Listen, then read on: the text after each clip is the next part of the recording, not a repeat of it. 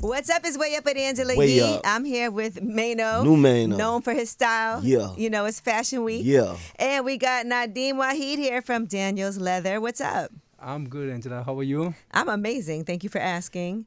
You know, I was asking Mano, I said, why is it called Daniel's Leather? Daniel's Leather is called because my son's name is Daniel. Okay. Named it after his son. But people often make mistake and call you Daniel. Yeah, they think you're Daniel. 90% of the time they call me Daniel, and I'm used to it. So I was like, they're sending a representative from them. People call me and be like, yeah, and they don't. Sometimes people call me and they don't know our relationship, and they be like, yeah, because you know I could hook you up with Daniel's Leather. I'm like, come on, let's stop. I got this. But Daniel's Leather has been a staple here. That's right.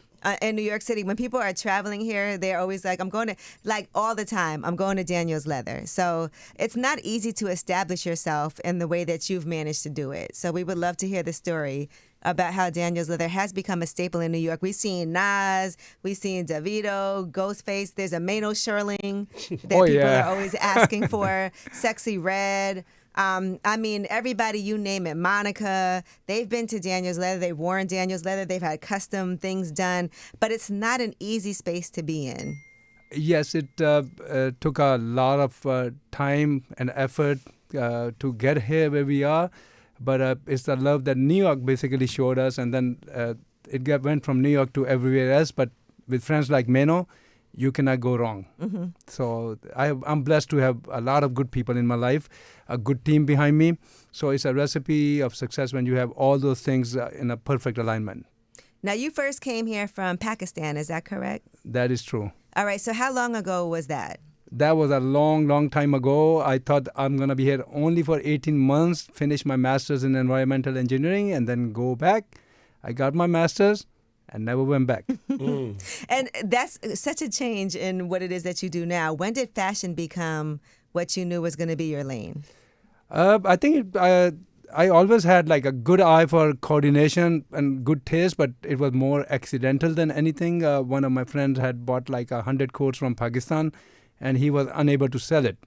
I was working on a $62 million project in Camden, and I told him, let me take these coats over there. Let's see what we can do. That is so funny that you were working on a $62 million project and you were Something trying to totally help your different. friend with 100. But 62 million was my boss's 62 million. Yeah, I was working as an engineer. But in one day, we sold all the coats. Wow. How? I think that the coats were good, and I'm a good salesman. So it's, you got to have both the things. You got to have the right look, and then you got to have the right person. A person would only give you money if they like you. This is what I teach my salesmen. The customer have to like you. If they like you and your product is good, they will buy. That's a fact. Because when I go shopping, sometimes if I like the person and they're real cool and nice, I feel like I should just buy something. Right. And if they're what about rude, when you don't like them? then I'm like, I'd rather not. And I will even go to a store and look it up online and order it online instead of buying it there, even if I know I want it. No, it makes sense because it means that they have to respect your money. They have to respect what you're spending. It's important. How do you get customers to like you? I mean, I think we are natural in this way that they can see the authenticity. So I'm at that point where from the beginning that I put a code on a customer, and if I don't like it, I'm not selling it to them, that person. I would show them something else until I'm happy, because when they are out on the street, they are representing me. And it makes my day. My phone is full of texts where people are saying, I wore your coat, and I was in the line, and they skipped the line for me, or they complimented me. I hear that all the time. And people trust me when it comes to that. So, How did you and Mano become cool? Yeah. Let me tell the story. Okay, we want to hear this. right. So I was shooting a video some years back, maybe 2017, I think 2016, something like that. And some guy was just like, yo, I could take you to the store, you know, it's on Orchard by Delancey, and you know, we could get some coats and stuff like that. I forgot who it was. Some guy like that I think you might have been connected to somewhere or whatever. And he took me there, and I came in the store, and I was like, wow, this is crazy. He had crazy dope designs. So I was like, I took my shirt off and put the coat on. So I was like, this is how I'm going to wear my coat.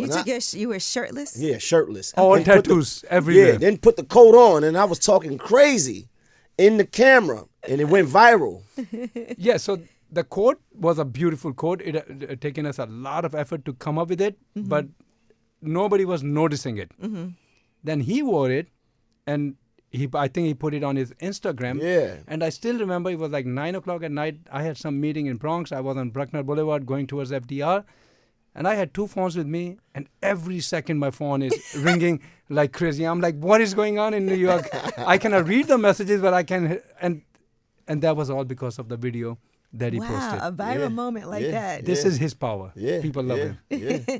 But people also love a great coat. Right, it was a good coat. Because the truth is, things that we don't even intend to go viral end up That's a going viral. fact. He could have put on any other coat, Right. and it wouldn't have mattered. But it's an amazing coat too, and that's what. No, absolutely. I mean, they looked at it was like a perfect match of him and the coat and his personality. The coat was a in-your-face kind of coat. It was luxurious. It was beautiful. And then he wore it, and that was it. Yeah. And so I just want to flash back more. So you sold those 100 coats, and then what was the next step for you? And when did you realize this was going to be a viable business? So next step was that I had some money saved. I knew that Orchard Street is famous for the leather coats. I looked at the store over there with my father. I sat down and I said, okay, so even if we don't make any sale, can we survive for 1 year? They are giving us a very tiny store on the mezzanine level. Everybody thought we'll go out of business in a month. That neighbors around were making fun of me, saying that how soon before you pack and leave. And suddenly, the product that we had, people will come, people will fall in love. And we started booming from the very beginning.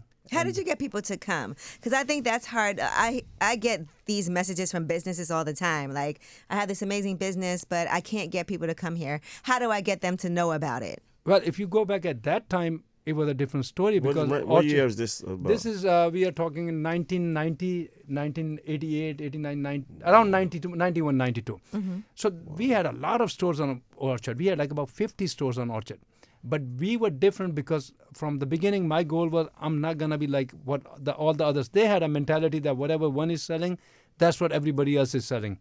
I wanted to be different.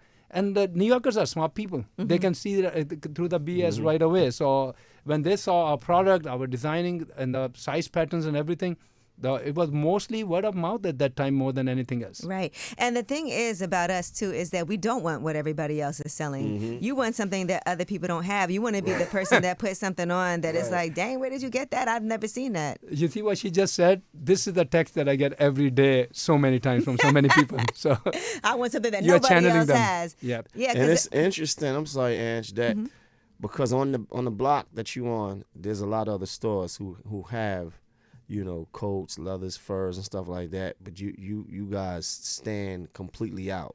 Yeah, I mean, see, the people Even are right next door, you got the guys. Every time I leave, they're like, "Hey, come!" And I'm like, "Come on, man, y'all know better." I'm good. Yeah, I mean, people are lazy. They don't want to. They just want to keep on selling the same product over and over again. That's not a good look. You have to just literally like reinvent yourself every second or third day and keep on coming up with more and more new ideas. Because you do new designs, right? A lot of people don't know. You do new designs every year. Every spring, every fall, there's something new. There's always something new, and then it's a huge connection, big to the point that I am forced to do 2 shows rather than 1 show to just show everything. Yeah.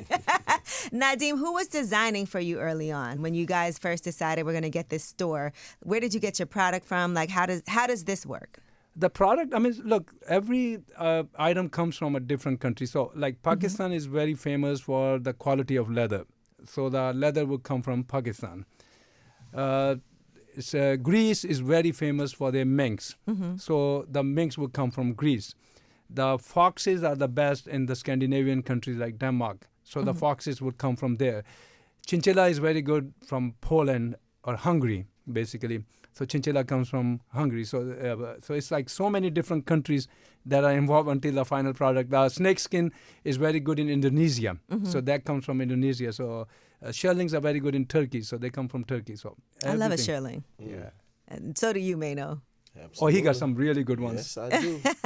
Now, I also know that faux fur has become increasingly popular. So was that something you had early on, or was that something you had to pivot and add to the collection? No, I always wanted to do the faux fur, but I was not happy with the quality. That is one problem I have, that I'm a perfectionist. So I was trying to develop the faux fur, but I didn't want to have a faux fur that looked like a faux fur. Right. I wanted to have faux fur that looked like real fur. And for us, it was very important because a lot of top big celebrities, they do not want to wear the real fur, but just because of the situation that PETA and all that. So it was very important for us to develop the faux fur collection. So finally, a year and a half ago, I was able to make a product that you can put right next to each other to the real fur. Even my employees cannot tell which one is real, which one is faux. Wow. That's great because you can sometimes, like, I like a faux fur, but sometimes it's quite obvious. Right, Yes. yeah. No, Some not of in them my just look collection. like cats, and I don't like those. That is true. What Like a the cat hell? that just came out of The rain. rain, it's like, come on. No, baby. because I know they've made laws in New York now about fur, right? Like it. No, not in New York. Not in New No, York? they were tried. trying to. They yeah. tried? Remember, we Yes. went through that with them. Okay, I Tried. remember that. And they failed. Not gonna happen. But that also does let you know that it is time to make sure that you do have everything because, like you said, celebrities might say, "I don't want to wear." Some people love it, and then some people are like, "I don't." It's against their religion. Look, I mean, see, but there is a lot of misinformation, I would say, about that because, especially with me, with a background in environmental engineering, you have to realize that the faux fur is not biodegradable. So when it goes to a landfill, it can sit there for 100 years. Second thing is when it's a faux fur, the lifespan is very short. When you have a real fur, it can go for 3 generations. It can go from you to your daughter to your granddaughter. So there, it's not like a very clear black and white issue. It's more gray than black and white. Who was the first celebrity you ever had? Because I know you have to remember that, the person that set it all off. I mean, back in those days, I remember that TLC, we did something with them. It was Jagged Edge. Bernard Hopkins, every time when he would win the fight, he would be there next day with a swollen face. He was he was a good one. Andrew Dice Clay, Luke Longley. Still, even at that time, it was a pretty long list. Yeah. There was still a pretty long list. And so, when did you start doing Fashion Week? Fashion Week, we started 3 years ago. Oh wow! So that's fairly recent. Yeah, it is fairly recent. What made you decide that was the next move for you? Because as a business person and an entrepreneur, you're always thinking, okay, how can we even continue to expand and grow the business? I think it was Shah that approached me, right, Shah? You are the one who came first to me with the. I mean, there were other people coming, but I just wasn't ready for it. But he convinced me, and we felt that a lot of, especially people from out of town, who want to get a little taste of Daniel's leather, said, let's do this. So that's how we started. I always feel like because there are a lot of people in the music business, there's a lot of hip hop artists, R&B artists who are also, patronizing your store, but giving back is also important. And that's something that you've been doing as well. That's right. I think that is, to me, is the most important part of whatever I do, more than my business, more than anything else. That I'm just, the happiness that I get when I do that is a bigger thing for me than any other high. So, what are some things that Daniel's Leather has done for the community? we do the coat drives all the time. We do donate about 1,000 coats every year. Even this year, we have a long list of people that we are going to. We go to the shelters. We go to the communities where the kids really, really need these coats. So we just try to reach to the segment of society that people have ignored. How were things for you during the pandemic? Because I have to feel like people weren't going outside or really buying things as much. But people were also getting some money at that time too. So what was that period of time? It was going to dance with that PPP. I think that for a minute we all thought that it was so much uncertainty of what's going to happen. But I'm not afraid to take chances. We always had an issue. We felt like we need much more space.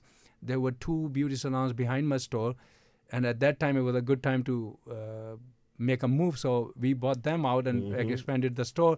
But obviously it was a risk, and we were not sure what was going to happen. But at the end, I think everybody did okay. We got out of it. That's good. Yeah, because I feel like that's when I opened my coffee shop during the pandemic. But that's also a time when you can really negotiate with landlords. Right. I don't know, but somebody told me that crisis is a word that comes from Greek language, and it means opportunity. So one person's crisis is another person's opportunity. All right, now you do have a show on September 12th. That one is invitation only.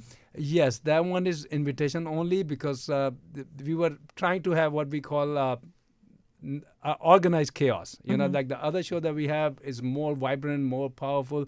This one we wanted to keep a little bit more subtle, a little bit more quiet, just so that we can have something for everyone, and then something for more for the people from the industry, like the fashion vloggers, bloggers, and those people. So September 16th, though, you do have 2 shows, right? There's an Yes. afternoon show.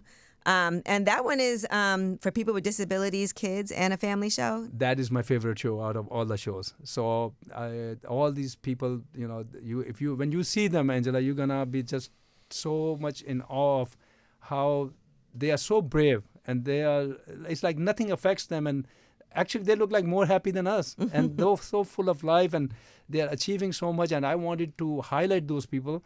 So I'm very excited. I think it's like literally we are making history, because we can have about 40 of people on the wheelchairs, and they are all so beautiful. You'll see. Dope.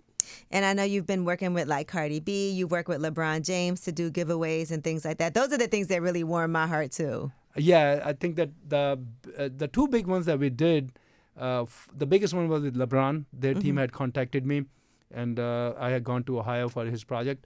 And the second one was in the Marlboro Housing in Brooklyn with Cardi B. It's funny because one day, how we get DMs all the time. With thousands of DMs, sometimes we ignore a DM. So I remember that at nighttime I would go and just double check all the DMs. And here was a DM from Cardi B saying, "Hey Dan, I need your number ASAP." Dan. And I'm like, is that real or what's going on here? So it was her. So you sent your numbers. Yeah, I did. You're like, we're going to take a chance and make sure this is really who this was person her. is. When it comes to people who are asking for, people can come to you for custom items too, right? Yes, we How do. long does that take for, like, let's just say somebody has something special. How much of a heads up? As long as it's all about the availability of skin. And we have thousands and thousands of square feet of all kind of colors and skins. So if the skin is available, probably 3-4 days, 5 days. If we are busy, it could be 2 weeks. If the skin is not available and needs to be made, then it can go for a month. How are the tariffs affecting business? Because I know that's something that a lot of people who I know that have clothing lines or furniture, everything, people are talking about how their business is going to be affected by that. Absolutely is going to affect, and I laugh at people that say that tariffs are not taxes. It is a tax on American people, and they're going to realize that soon. Obviously, when you are bringing something in and you are paying 30% more, that 30% is going to be passed to the consumer at the end. So when they say that it's not a tax, it is a tax, guys. Somebody's paying for it. Yeah. It's a tough, I think it's like a time when people are so uncertain about how bad things actually could potentially get, because there's so much misinformation out there too. Yeah, it is a lot of misinformation, but that's by design to keep people confused, I think. But yes, it's going to hurt. And for any kind of business environment, it's not good to have those kind of tariffs. Not good at all.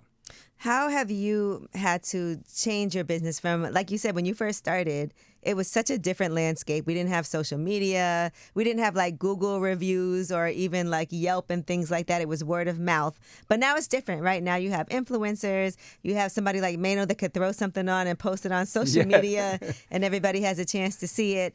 How has business for you? What are some things you've done, like even marketing-wise and advertising-wise? You think it's a better time because it's easier? It's actually, to me, it feel like it cut both ways, because, it's a very good medium to send your message across. But sometimes there could be a problem also, like, let's say if I am in my store, right? And I can have 50 people that come and they say, we want a picture with you. And I will always say yes. I never say no. But let's say if somebody came and I'm on my computer and I did not see that person, right away there's going to be somebody saying, "Oh, he's so rude. He didn't say hello to me." Right, and right away. So that's where One star. Mano, you know that what I'm saying. You go through that too. 100%. So it's like, what do you do? Because when you didn't even know that there was somebody standing and you were supposed to say.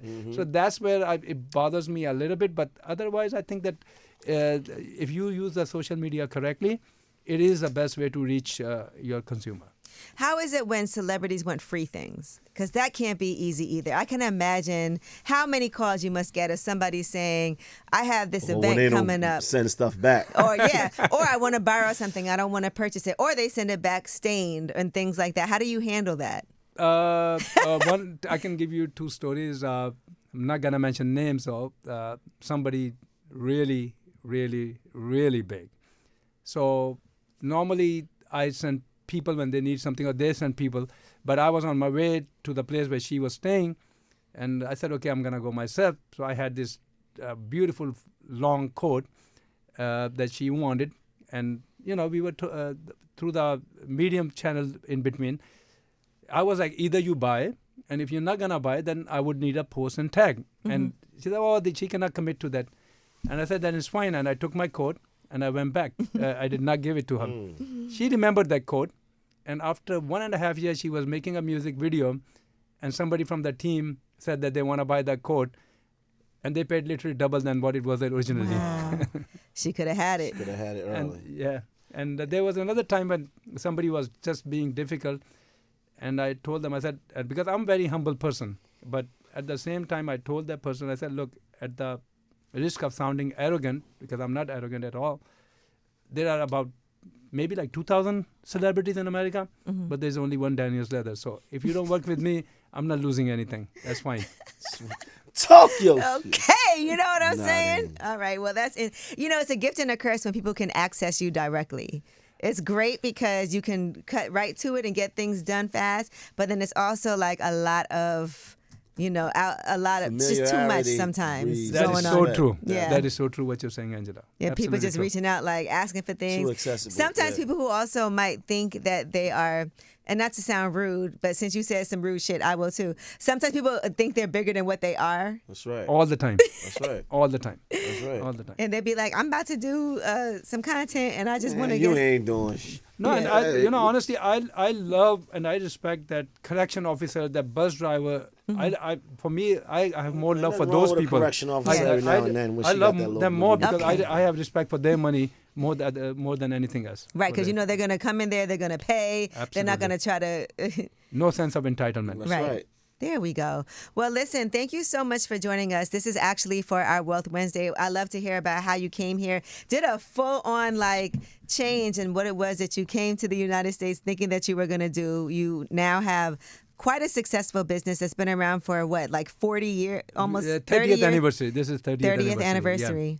30th anniversary. 38? Yeah. 95 we started. So 30. 30. yeah. 30. Yeah, 30th anniversary. That's a big deal to have a successful business. Most businesses don't last more than 2 or 3 years. Tell me No, about I it. know the most important thing, and Mano will watch for that, is how people love the brand. And they appreciate what we do for the community.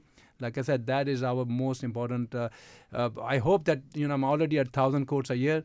I want to take it to 1,500 or 2,000. If I can do that, I'll be very happy. This is probably a great season for you too. We're getting ready right now. Everybody's trying to buy their coats. And is it looks it. like it's going to be cold, This right? is Yeah, Mano? it's gonna be a cold It's one. getting cold already. What is in style right now? What would you say for people who are I don't know, what I need to get? I'm trying to figure out what's the trend right now, or what is something that you think that from your standpoint people should be looking at if they're in the market for a new coat? I think that probably especially the products that we have, I always say that go for the pieces that are timeless, that can never go out of style. So, that would be like a jean jacket shearling, a car coat. Those are the good look, or a classic trench coat. Those can never go out of style. Other trends, they come and go, but these are, and then we have the best thing about us is that let's say you came to me and you are 200 pounds, and after 5 years, if 240, we can make it bigger. If you are at 180, we can make it smaller. So our coats are for life because Right. we can always Alter adjust them, them. and that's what makes us unique too. Don't laugh at that, man. We gain weight, okay? It's Hey, fine. People do. But this is why He's we so cool. rude. This is why we cool with Daniel's Leather. In case you 500 pounds, we got you.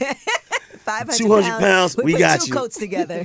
We can. Yeah. So we can. And lastly, what would you tell somebody that's listening right now that's this is a business that I'm interested in getting into? What advice, if you could give them just 2 pieces of advice for somebody that wants to get into the type of business that you're in, what would you say?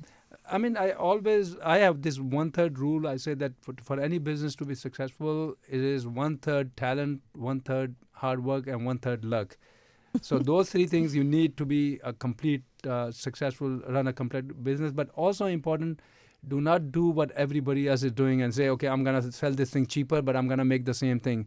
Try to come up with something, and people will appreciate that. Come to something different, something that stands out. So just trust your own guts, but do not be a trend follower. Be a trendsetter. If you were going to open up somewhere else, where would you open another brick Chicago. and mortar? Okay. That Too makes much sense. love It's from cold Chicago. in Chicago. Yeah. Yeah. And they love to put it on. yeah. Absolutely. Yeah. Chicago. Are you thinking about it? Because you answered that so fast. Maybe in the future, yeah, there's a possibility. Okay. If I find the right team to run it. All right. Well, thank you, Nadeem, a.k.a. Daniel from Daniel's Leather. You are coming to our show? I won't be here on the 12th, but I will be here on the 16th. So. That's the fun show. So Okay, so yeah, absolutely. we like the fun one. There you go. I'm not We'll bougie, you know what I'm saying? I All see right. that. I love that too. Well, thank you so much. I appreciate it. Thank you, Mano. Thank you, Mano. All right. Well, thank you so much My for joining us again. We appreciate Thank you. it. So September 12th, where are you going? Don't jump okay. out of the seat yet. September 12th, September 16th. It is our guy, Nadeem from Daniel's Leather. It's way up.